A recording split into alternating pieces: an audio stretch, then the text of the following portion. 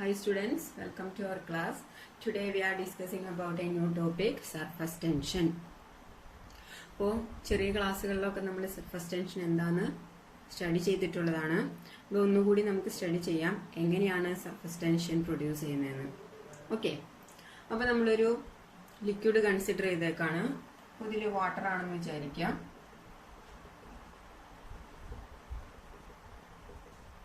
അപ്പോൾ എപ്പോഴും surface tension act ചെയ്യുന്നത് എപ്പോഴും ലിക്വിഡിന്റെ സർഫസിലായിരിക്കും, ശരിയല്ലേ? അപ്പൊ ഇതില് വാട്ടർ ആയതുകൊണ്ട് വാട്ടർ മോളിക്യൂൾസ് ഉണ്ടായിരിക്കും.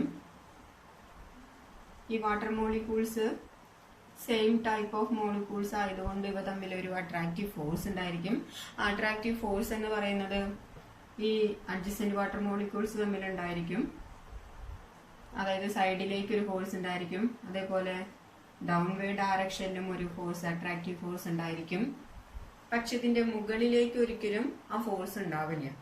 അതിന്റെ റീസൺ എന്താണ്? ഇത് വാട്ടർ മോളിക്യൂൾസ് ആണ്, മുകൾ ഭാഗം എയർ ആണ്. നമുക്കറിയാം ഇത് സർഫസ് ആണ്. അപ്പോൾ സർഫസിലെ വാട്ടർ മോളിക്യൂൾ ഒരിക്കലും എയർ മോളിക്യൂളുമായിട്ട് ഫോഴ്സ് ഓഫ് അട്രാക്ഷൻ ഉണ്ടായിരിക്കില്ല. സോ ഇവിടെ മുകളിലേക്ക് ഒരു ഫോഴ്സ് ആക്ട് ചെയ്യില്ല. അതുകൊണ്ട് തന്നെ നമുക്ക് ഇവിടെ പറയാം ഈ മോളിക്യൂൾസ് തമ്മിൽ ഒരു നെറ്റ് ഫോഴ്സ് ഉണ്ടെങ്കിൽ, ദാറ്റ് മീൻസ് ഒരു നെറ്റ് ഫോഴ്സ് ഉണ്ട്, ആ നെറ്റ് ഫോഴ്സ് ആക്ട് ചെയ്യാം ഡൗൺവേർഡ് ഡയറക്ഷനിലേക്കായിരിക്കും. ക്ലിയർ? സർഫസിലെ മോളിക്യൂൾസില് ആക്ട് ചെയ്യുന്ന നെറ്റ് ഫോഴ്സ് എന്ന് പറയുന്നത് ഡൗൺവേർഡ് ഡയറക്ഷനിലായിരിക്കും. സോ ഇവിടെ ഒരു ഫോഴ്സ് ഉണ്ടെന്ന് പറഞ്ഞു, നെറ്റ് ഫോഴ്സ് ആക്ട് ചെയ്യുക ഡൗൺവേർഡ് ഡയറക്ഷനിലാണെന്ന് പറഞ്ഞു. അതുകൊണ്ട് തന്നെ ഇതിന്റെ സർഫസിന്റെ ഏരിയ ഇൻക്രീസ് ചെയ്യും. സോ ഏരിയ ഇൻക്രീസ് ചെയ്ത് കഴിഞ്ഞാൽ എന്ത് സംഭവിക്കും? ഈ സർഫസ് ഒരു ഇലാസ്റ്റിക് മെംബ്രെയിൻ ആയിട്ട് ബിഹേവ് ചെയ്യും. ദാറ്റ് മീൻസ് ഈ സർഫസിൽ ഒരു ടെൻഷൻ പ്രൊഡ്യൂസ് ചെയ്യും. സോ സർഫസ് ഒരു ഇലാസ്റ്റിക് മെംബ്രെയിൻ ആയിട്ട് ബിഹേവ് ചെയ്യാന്ന് പറഞ്ഞു കഴിഞ്ഞാൽ ഇവിടെ ഒരു ടെൻഷൻ വന്നു. അങ്ങനെയാണ് സർഫസ് ടെൻഷൻ ഡെവലപ്പ് ചെയ്യുന്നത്.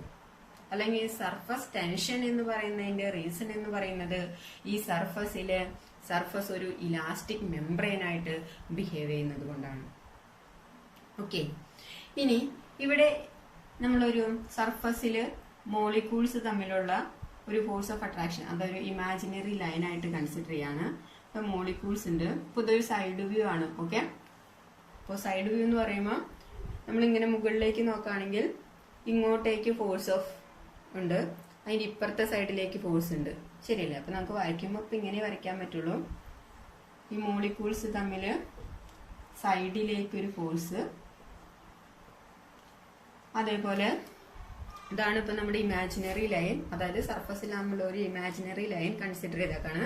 അതിന്റെ രണ്ട് സൈഡിലേക്ക് മോളിക്യൂൾസ് തമ്മിൽ ഒരു ഫോഴ്സ് ഉണ്ട്, താഴേക്ക് ഫോഴ്സ് ഉണ്ട്, മുകളിലേക്ക് ഫോഴ്സ് ഒന്നുമില്ല, ശരിയല്ലേ? അപ്പൊ ഇവിടെ നോക്കുകയാണെങ്കിൽ മോളിക്യൂൾസ് തമ്മിലുള്ള ഫോഴ്സ് എന്ന് പറയുന്നത് എല്ലാം പെർപെൻഡിക്കുലർ ആണ്. അതായത് ഇമാജിനറി ലൈന് പെർപെൻഡിക്കുലർ ആണ്. ദാറ്റ് മീൻസ് ഈ ആക്ട് ചെയ്യുന്ന മോളിക്യൂൾസിൽ ആക്ട് ചെയ്യുന്ന ഫോഴ്സ് എന്ന് പറയുന്നത് ടാൻജൻഷ്യൽ ഫോഴ്സ് ആണ്. ദാറ്റ് മീൻസ് മോളിക്യൂൾസിൽ ആക്ട് ചെയ്യുന്ന ഫോഴ്സ് 90 ഡിഗ്രിയിലാണ്. ക്ലിയർ? അങ്ങനെയാണെങ്കിൽ സർഫസ് ടെൻഷൻ എന്ന് പറയുന്നത് എന്താണ്? സർഫസ് ടെൻഷനെ സാധാരണഗതിയിൽ റെപ്രസെന്റ് ചെയ്യുക സിഗ്മ എന്നാണ്. അതല്ലെങ്കിൽ എസ് സഫിക്സിൽ ടി ഇട്ടും റെപ്രസെന്റ് ചെയ്യാറുണ്ട് surface tension.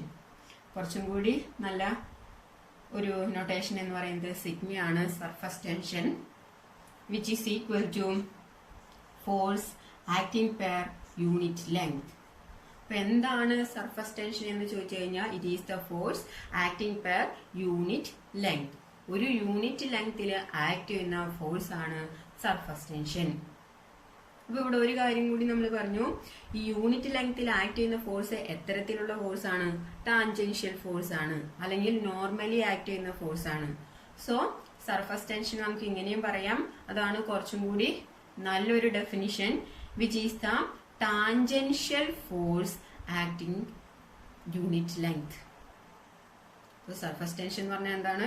It is the tangential force acting unit length. Clear? അങ്ങനെയാണെങ്കിൽ നെക്സ്റ്റ് സ്റ്റെപ്പ് എന്ന് പറയുന്നത് നമുക്ക് ഇതിന്റെ യൂണിറ്റ് അറിയണം, ഡയമെൻഷൻ എത്രയാണെന്ന് അറിയണം.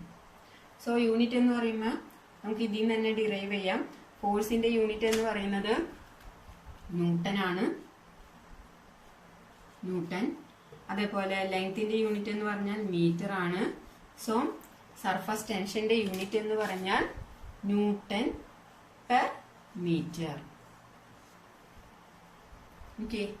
അതേപോലെ തന്നെ ഇതിന്റെ ഡയമെൻഷൻ എന്തായിരിക്കും? ഡയമെൻഷൻ നമുക്ക് ഇവിടെ നിന്ന് തന്നെ മെഷർ ചെയ്യാം. ഫോഴ്സ് ബൈ ലെങ്ത് ആണ്, force per unit length. That is ഫോഴ്സിന്റെ യൂണിറ്റ് എന്ന് പറയുന്നത് m(L)T⁻², ഡിവൈഡഡ് ബൈ ലെങ്ത്തിന്റെ ഡയമെൻഷൻ എന്ന് പറയുന്നത് L ആണ്. സോ ഇവിടെ നോക്കുകയാണെങ്കിൽ എല്ലും എല്ലും ക്യാൻസൽ ചെയ്ത് പോവും. സർഫസ് ടെൻഷന്റെ ഡയമെൻഷൻ എന്ന് പറയുന്നത് m(T⁻²). അപ്പോൾ സർഫസ് ടെൻഷൻ എന്താന്ന് കിട്ടി? Which is the tangential force acting per unit length. അതേപോലെ അതിന്റെ യൂണിറ്റ് ന്യൂട്ടൺ പെർ മീറ്റർ ആണ്. ഡയമെൻഷൻ എന്ന് പറയുന്നത് m(T⁻²). ഇനി സർഫസ് ടെൻഷൻ കാരണമാണ് ഈ വാട്ടറിന് മുകളിൽ കൂടെ ചെറു പ്രാണികളൊക്കെ സഞ്ചരിക്കുന്നത്. അതിന്റെ റീസൺ എന്ന് പറയുന്നത് എന്താണ്? സർഫസ് ടെൻഷൻ ആണ്. അതേപോലെ തന്നെ നമ്മൾ ചെറിയ ക്ലാസ്സുകളിൽ ചെയ്തിട്ടുള്ള ഒരു എക്സ്പെരിമെന്റ് ആണ് മുട്ടുസൂചി അല്ലെങ്കിൽ പിൻ. അത് വാട്ടറിന്റെ സർഫസിൽ താണു പോവാതെ അതിനെ പിടിച്ചു നിർത്തുന്നത് അല്ലെങ്കിൽ പൊന്തി നിൽക്കാൻ സഹായിക്കുന്നത് അതും സർഫസ് ടെൻഷൻ ആണ്. ഓക്കെ. അപ്പൊ എന്താണ് സർഫസ് ടെൻഷൻ എന്നുള്ളൊരു ഐഡിയ കിട്ടിക്കാണും. Next topic is surface energy. എന്താണ് സർഫസ് എനർജി? നമ്മള് സോപ്പ് ബബിളൊക്കെ കണ്ടിട്ടില്ലേ? അപ്പൊ നമ്മള് കുളിക്കുന്ന സമയത്തെല്ലാം കയ്യിൽ സോപ്പായതിനു ശേഷം അപ്പോൾ അവിടെ ഒരു സോപ്പിന്റെ ഫിലിം ഫോം ചെയ്യും. പിന്നെ അതിനെ നമ്മൾ ഇങ്ങനെ പിടിച്ചിട്ട് ഊതി കഴിഞ്ഞു കഴിഞ്ഞാൽ ആ ഫിലിം, സോപ്പ് ഫിലിം ഇൻക്രീസ് ചെയ്യും അല്ലെ? അതിന്റെ ഏരിയ, സർഫസ് ഏരിയ ഇൻക്രീസ് ചെയ്യും. അപ്പൊ നമ്മൾ ഒരു സോപ്പ് ബബിളിന്റെ കേസ് എടുക്കുകയാണെങ്കിൽ ആ സോപ്പ് ബബിളിനൊരു സർഫസ് ടെൻഷൻ ഉണ്ട്. ഇനി ഈ സോപ്പ് ബബിളിനെ നമ്മൾ ഊതി വലുതാക്കുകയാണെങ്കിൽ അതിന്റെ സർഫസ് ഏരിയ ഇൻക്രീസ് ചെയ്യും. അപ്പൊ അതിന്റെ സർഫസ് ഏരിയ എങ്ങനെയാണ് ഇൻക്രീസ് ചെയ്യണമെന്ന് ചോദിച്ചു കഴിഞ്ഞാൽ നമ്മളാണ് അതിനെ ഊതി വലുതാക്കുന്നത്. ദാറ്റ് മീൻസ് അവിടെ ഒരു എക്സ്റ്റേണൽ വർക്ക് ചെയ്യുന്നുണ്ട്. ശരിയല്ലേ? അങ്ങനെയാണെങ്കിൽ ഈ എക്സ്റ്റേണലി കൊടുക്കുന്ന വർക്കാണ് അവിടുത്തെ സർഫസ് എനർജി. ദാറ്റ് മീൻസ് ഒരു സർഫസിന്റെ ഏരിയ ഒരു യൂണിറ്റ് ഇൻക്രീസ് ചെയ്യാനായി നമ്മൾ കൊടുക്കുന്ന വർക്കിനെയാണ് സർഫസ് എനർജി എന്ന് പറയുന്നത്. ക്ലിയർ? ഒരു സർഫസിന്റെ ഏരിയ ഒരു യൂണിറ്റ് ഇൻക്രീസ് ചെയ്യാൻ നമ്മൾ കൊടുക്കുന്ന വർക്ക്, ദാറ്റ് മീൻസ് എക്സ്റ്റേണൽ വർക്കാണത്. അതിനെയാണ് നമ്മൾ സർഫസ് എനർജി എന്ന് പറയുന്നത്. അതല്ലെങ്കിൽ ഒരു ജനറൽ ആയിട്ട് ഒരു ഡെഫിനിഷൻ പറയുകയാണെങ്കിൽ it is the potential energy per unit area. It is the potential energy per unit area. Okay. Unit ഏരിയയിൽ ആക്ട് ചെയ്യുന്ന പൊട്ടൻഷ്യൽ എനർജിനെയാണ് നമ്മൾ സർഫസ് എനർജി എന്ന് പറയുന്നത്. So surface energy SE which is equal to, that means surface energy which is equal to work by increasing area. അതായത് നമ്മൾ പറഞ്ഞു ഒരു unit area increase ചെയ്യാനായിട്ട് കൊടുക്കുന്ന വർക്കാണ്. That means increasing area. ഏരിയയിൽ വരുന്ന ഇൻക്രീസ് എന്ന് പറയുമ്പോൾ ഏരിയ നമ്മൾ സാധാരണ A എന്നാണ് എടുക്കാറ്. അതിൽ വരുന്ന ഇൻക്രീസ് എന്ന് പറഞ്ഞാൽ delta A. That means surface energy എന്ന് പറയുന്നത് വർക്ക് ബൈ എന്താണ്? Increasing area. അങ്ങനെയാണെങ്കിൽ ഇതിന്റെ യൂണിറ്റ് എന്തായിരിക്കും? സർഫസ് എനർജിയുടെ unit work by unit increasing area ആണ്. വർക്കിനെ നമുക്ക് ഫോഴ്സ് ഇൻറ്റു ഡിസ്പ്ലേസ്മെന്റ് നേടാം divided by increasing area.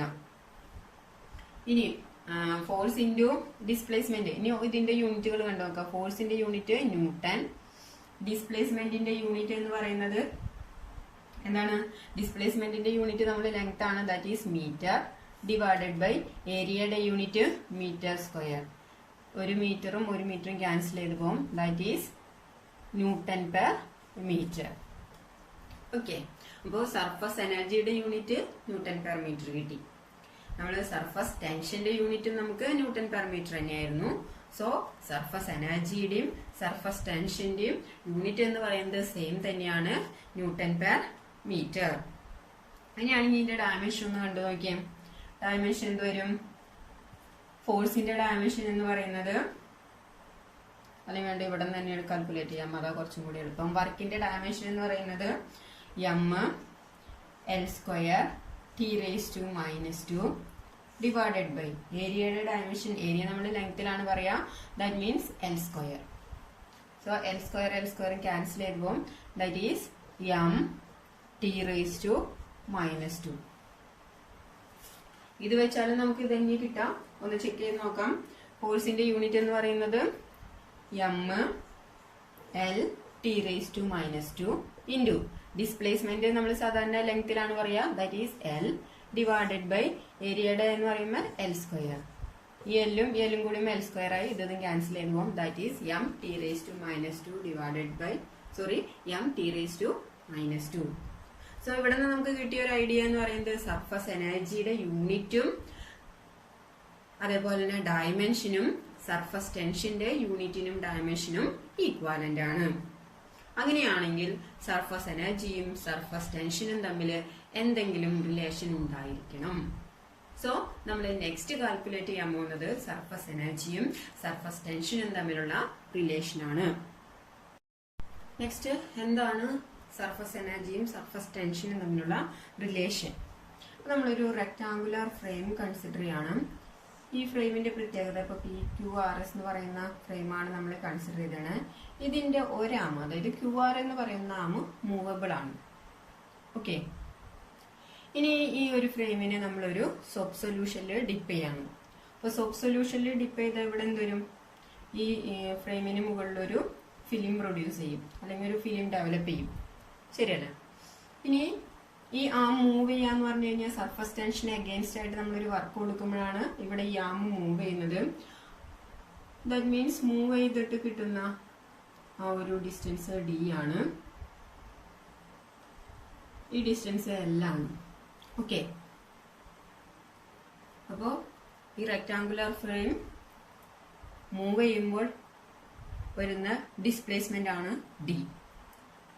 Okay, അപ്പൊ ഇവിടുത്തെ വർക്ക് നമ്മൾ പറഞ്ഞു, ഇത് മൂവ് ചെയ്യണമെങ്കിൽ സർഫസ് ടെൻഷന് അഗെയിൻസ്റ്റ് ആയിട്ട് ഒരു വർക്ക് കൊടുക്കണം എന്ന് പറഞ്ഞു. ആ വർക്ക് എന്ന് പറയുന്നത് നമുക്കറിയാം W = ഫോഴ്സ് ഇൻറ്റു ഡിസ്പ്ലേസ്മെന്റ് ആണ്. ശരിയല്ലേ? ഫോഴ്സ് ഇൻറ്റു ഡിസ്പ്ലേസ്മെന്റ് ആണ് ഇവിടുത്തെ കേസില് വർക്ക്. ഇനി നമ്മള് ഫോഴ്സിനെ സർഫസ് ടെൻഷന്റെ ടൈമിൽ ഏതാണെങ്കിൽ എന്ത് വരും? നമുക്കറിയാം സർഫസ് ടെൻഷൻ സിഗ്മ എന്ന് പറയുന്നത് which is the tangential force acting per unit length ആണ്. സോ നമുക്ക് ഇവിടെ നിന്ന് ഫോഴ്സിനെ സർഫസ് ടെൻഷന്റെ ഫോമിൽ കൊണ്ടുവരാം. ദാറ്റ് ഈസ് F എന്ന് പറയുന്നത് നമുക്ക് എന്ത് കിട്ടി? സിഗ്മ L എന്ന് കിട്ടി. ശരിയല്ലേ? ദാറ്റ് മീൻസ്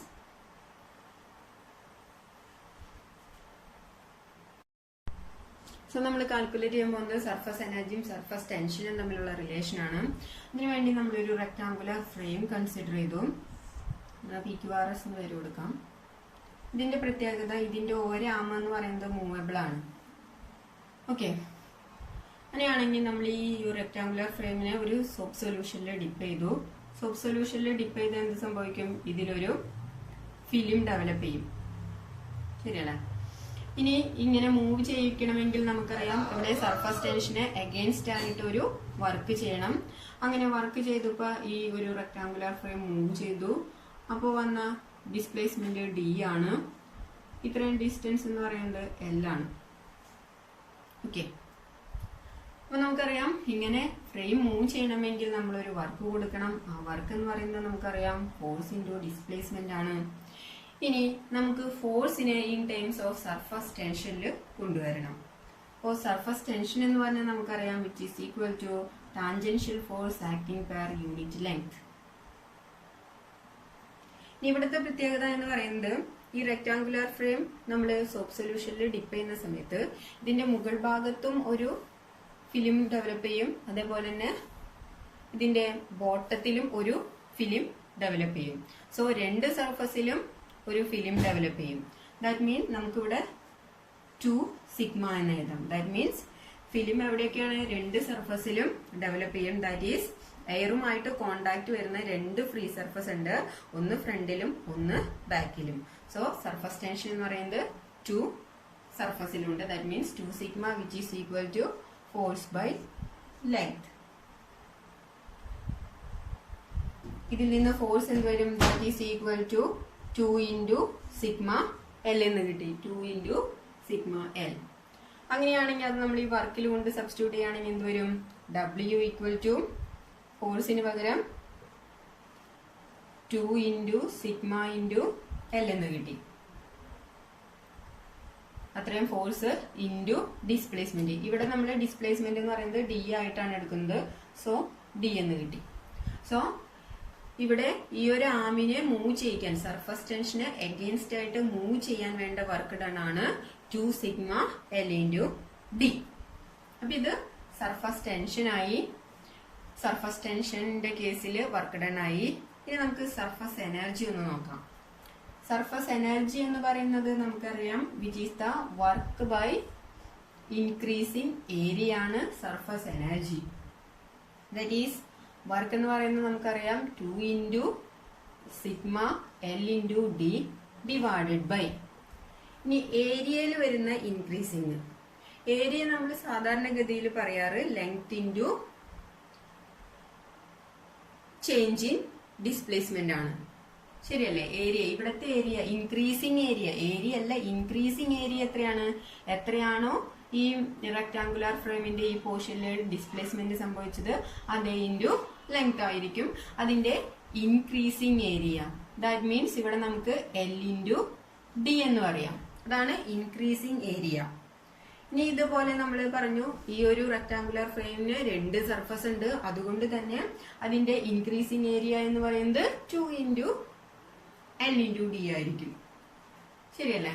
അപ്പൊ ഇവിടെ നോക്കുകയാണെങ്കിൽ എല്ലും എൽ ഇൻറ്റു ഡിയും എൽ ഇൻറ്റു ഡിയും ക്യാൻസൽ ചെയ്യും, 2ഉം 2ഉം ക്യാൻസൽ ചെയ്തു. That mean surface energy which is equal to surface tension. അപ്പൊ ഇവിടെ നിന്ന് നമുക്ക് സർഫസ് എനർജിയും സർഫസ് ടെൻഷനും തമ്മിൽ എന്ത് റിലേഷൻ കിട്ടി? സർഫസ് എനർജി എന്ന് പറയുന്നത് which is equal to surface tension എന്ന് കിട്ടി. അപ്പൊ നമ്മൾ ഓൾറെഡി കണ്ടു കഴിഞ്ഞ കേസാണ്. സർഫസ് എനർജിയുടെയും സർഫസ് ടെൻഷന്റെയും യൂണിറ്റും ഡയമെൻഷനും ഒന്ന് തന്നെയാണ്. അപ്പൊ അതിൽ നിന്ന് തന്നെ നമ്മൾ മനസ്സിലാക്കണം സർഫസ് എനർജി എന്ന് പറയുന്നതും സർഫസ് ടെൻഷനും ഈക്വൽ ആണ്. ഇതുമായി ബന്ധപ്പെട്ട മറ്റൊരു ടോപ്പിക്കാണ് എക്സസ് പ്രഷർ. അപ്പൊ എക്സസ് പ്രഷർ എന്താണെന്ന് അറിയാൻ വേണ്ടിയിട്ട് നമ്മളൊരു ലിക്വിഡ് ഡ്രോപ്പ് കൺസിഡർ ചെയ്തു. ഈ ലിക്വിഡ് ഡ്രോപ്പിന്റെ പ്രത്യേകത എന്ന് പറഞ്ഞാൽ നമുക്കറിയാം ഈ സർഫസിൽ ലിക്വിഡാണ്, ഇതിന്റെ അകത്തും ലിക്വിഡാണ്. ശരിയല്ലേ?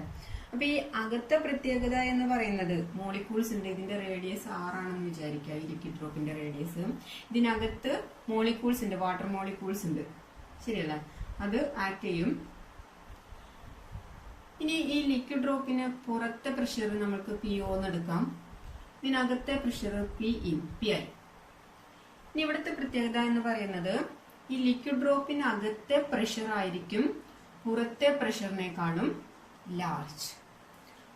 ദാറ്റ് മീൻസ് ഇതിനകത്ത് മോളിക്യൂൾസ് ആണുള്ളത്, അതുകൊണ്ട് തന്നെ ഇതിനകത്ത് പ്രഷർ കൂടുതലായിരിക്കും as compared with the pressure in the outside. That means ഇവിടെ ഒരു പ്രഷർ ഡിഫറൻസ് ഉണ്ട്. ശരിയല്ലേ? The pressure difference between inside the liquid drop and outside the liquid drop is known as excess pressure. That is excess pressure ne നമ്മൾ represent ചെയ്യുക delta P എന്ന് പറയുന്ന വെച്ചാണ്, which is equal to PI minus PO. അതായത് difference between inside pressure and outside pressure is known as excess pressure. ഇനി അകത്ത് pressure കൂടുതലുള്ളത് കൊണ്ട് തന്നെ ലിക്വിഡ് ഡ്രോപ്പിന് എന്ത് സംഭവിക്കും? ഇതിനകത്ത് ഏരിയ ഇൻക്രീസ് ചെയ്യും. ഓക്കെ, അപ്പോൾ ഏരിയ ഇൻക്രീസ് ചെയ്യാന്ന് പറഞ്ഞു കഴിഞ്ഞാൽ നമുക്ക് ഇങ്ങനെ കൺസിഡർ ചെയ്യാം. ഇതാണ് നമ്മുടെ ലിക്വിഡ് ഡ്രോപ്പ് ആയിരുന്നത്.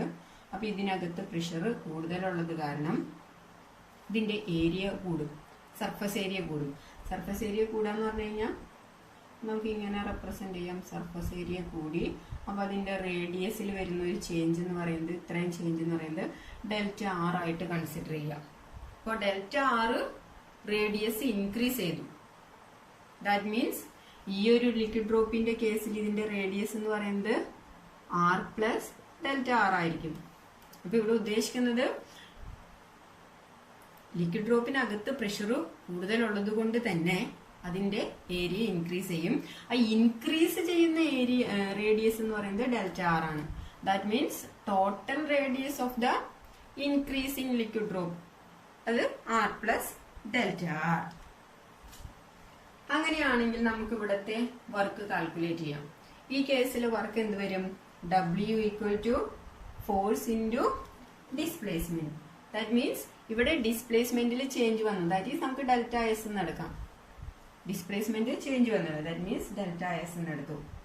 ഇനി നമുക്കറിയാം ഈ ഒരു ചാപ്റ്ററിന്റെ പ്രത്യേകത, എവിടെയൊക്കെ ഫോഴ്സ് വരണ്ടോ അവിടെയൊക്കെ നമ്മൾ ഫോഴ്സിനെ പ്രഷറിന്റെയും ഏരിയയുടെയും ടൈമിൽ കൊണ്ടുവരും. സോ ഇവിടുത്തെ ഫോഴ്സിന് നമുക്ക് പ്രഷർ ഇൻറ്റു ഏരിയ എന്ന് എഴുതാം. ഇവിടുത്തെ കേസിൽ ആ പ്രഷർ എന്ന് പറയുന്നത് എക്സസ് പ്രഷർ ആണ്. That is delta P into area into ഈ ഡെൽറ്റ എസ് എന്ന് പറയുന്നത് ഡിസ്പ്ലേസ്മെന്റ് എത്രയാണ്? ഇവിടെ ചേഞ്ച് ഇൻ ഡിസ്പ്ലേസ്മെന്റ് എന്ന് പറയുന്നത് ഇൻക്രീസിംഗ് റേഡിയസ് എന്ന് പറയുന്നത് ഡെൽറ്റ ആർ ആണ്. ദാറ്റ് ഈസ് ഡെൽറ്റ എസിന് പകരം delta R. So delta P into ഇനി ഏരിയ. ഏരിയ എന്ന് പറയുമ്പോൾ ലിക്വിഡ് ഡ്രോപ്പിന്റെ ഏരിയ ആണ്. ലിക്വിഡ് ഡ്രോപ്പ് എന്ന് പറയുന്നത് സ്പെരിക്കൽ ഇൻ ഷേപ്പ് ആണ്. ആ സ്പെരിക്കൽ ഷേപ്പിന്റെ ഏരിയ എന്ന് പറയുന്നത് 4πr² ആണ് into delta R. That is work done equal to delta P into 4πr² into delta R. ഇത് ഇക്വേഷൻ നമ്പർ 1 എന്ന് കൊടുക്കാം. ഓക്കെ, ഇനി നമ്മൾ സർഫസ് എനർജി കാൽക്കുലേറ്റ് ചെയ്യാണ്. അപ്പോൾ സർഫസ് എനർജി എന്ന് പറയുന്നത് നമുക്കറിയാം work by change in area ആണ്, അല്ലെങ്കിൽ ഇൻക്രീസിങ് ഏരിയ ആണ്. ദാറ്റ് ഈസ് ഇവിടെ നിന്ന് വർക്ക് ഡൺ എന്ത് വരും? Surface energy into increasing area. Clear? അപ്പൊ ഇൻക്രീസിങ് ഏരിയ എന്ന് ഉദ്ദേശിക്കുന്നത് എങ്ങനെയാണ്? ഇൻക്രീസിങ് ഏരിയ എന്ന് പറഞ്ഞാൽ എന്താണ്? Final area minus initial area, അതല്ലേ ഇൻക്രീസിങ് ഏരിയ എന്ന് പറയുന്നത്. ദാറ്റ് ഈസ് നമുക്ക് എങ്ങനെ എഴുതാം? സർഫസ് എനർജി ഇൻറ്റു ഈ ഇൻക്രീസിങ് ഏരിയനെ final area minus initial area. Okay, final area minus initial area എന്ന് കിട്ടും നമ്മുടെ ഇൻക്രീസിങ് ഏരിയ. സോ നമ്മൾ അത് കാൽക്കുലേറ്റ് ചെയ്യുകയാണെങ്കിൽ വർക്ക് ഡൺ എന്ത് വരും? സർഫസ് എനർജി ഇൻറ്റു ഇനി ഫൈനൽ ഏരിയ എന്ത് വരും? ഫൈനൽ ഏരിയ എന്ന് പറയുന്നത് എന്താണ്? ഇതാണ്. ദാറ്റ് ഈസ് ഈ റേഡിയസ് എന്ന് പറയുന്നത് ആർ പ്ലസ് ഡെൽറ്റ ആർ ആണ്. അപ്പൊ ഏരിയ എന്ത് വരും? ഇതിന്റെ 4πr പ്ലസ് ഡെൽറ്റ ആറിന്റെ സ്ക്വയർ. ഓക്കെ, അപ്പോൾ 4πr plus delta R square minus initial area എന്ന് പറയുന്നത് ഇവിടെ 6 ആയിരുന്നു റേഡിയസ്. ദാറ്റ് ഈസ് അതിന്റെ ഏരിയ 4πr². ഇനി ഇതൊന്ന് എക്സ്പാൻഡ് ചെയ്യാം. That is surface energy into ഇതിൽ 4π കോമൺ ആയിട്ട് എടുക്കാം. 4π into R plus delta R square minus R square. ഇനി ഇതൊന്ന് എക്സ്പാൻഡ് ചെയ്യാതെ ഇവിടെ ആർ പ്ലസ് ഡെൽറ്റ ആർ എന്ന് പറഞ്ഞാൽ A plus B whole square ആ ഫോമിലാണ്. അപ്പൊ അതൊന്ന് എക്സ്പാൻഡ് ചെയ്യുമ്പോൾ എന്ത് കിട്ടും? Surface energy into 4π into R square plus A square plus 2ab plus B square. That is R square plus 2r into delta R plus delta R square minus ഇനി ഇവിടുത്തെ R square. അപ്പൊ ഇവിടെ നിന്ന് തന്നെ R സ്ക്വയറും cancel ചെയ്ത് പോവും.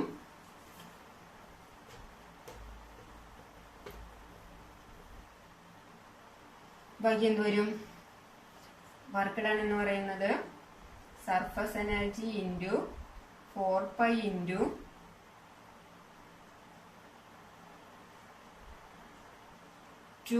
r delta R plus delta R square. Clear? ഇനി ഇവിടുത്തെ പ്രത്യേകത എന്ന് പറയുന്നത് ഡെൽറ്റ ആർ എന്ന് പറയുന്നത് എന്താണ്? ഇവിടെ ഇൻക്രീസ് വരുന്നതാണ്. ആ റേഡിയസിൽ വരുന്ന ഇൻക്രീസ് ആണ്. അത് നിയർലി കമ്പയർഡ്, അതായത് വളരെ ചെറുതായിരിക്കും. ഡെൽറ്റ ആർ എന്ന് പറയുന്നത് നമ്മൾ കമ്പയർ ചെയ്യുകയാണെങ്കിൽ വെരി വെരി സ്മോൾ ആയിരിക്കും, വെരി സ്മോൾ ആയിരിക്കും.